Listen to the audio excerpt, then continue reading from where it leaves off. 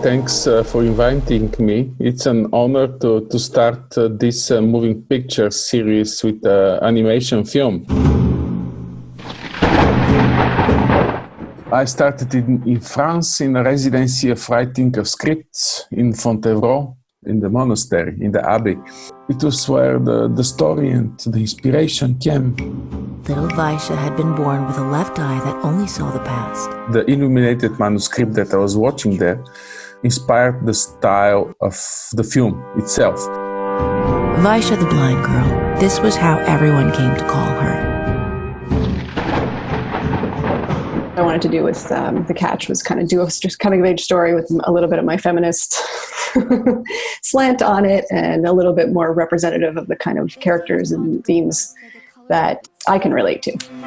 I like to think steelheads got their name for their personality.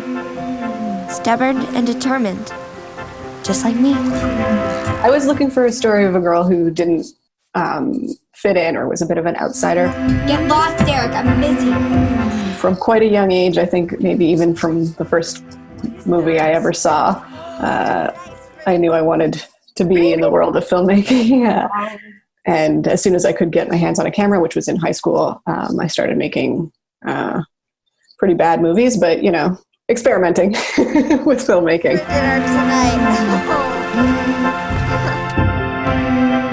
The reason why I went into film and media was to explore my own identity and to understand where I fit in and why I felt like I didn't know much about my Indigenous side. Have you seen my sister? I love the fact that I studied film. I still carry that in what I do. You want to tell me about your dreams? I wanted to write a story that celebrates the strength and resilience of Indigenous mothers.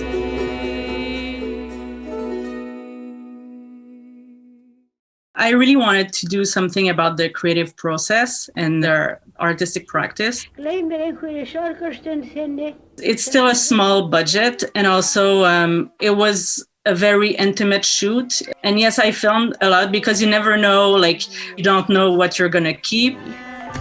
You can feel it if you pay attention. It was also very exciting to just play with the images and the sound and the music and the art. It was really beautiful. I really loved doing it. By listening to the radio, Dolly Parton was being interviewed. Listening to Dolly as opposed to seeing her, I was fascinated and I was like riveted. Do you know who my real parents are?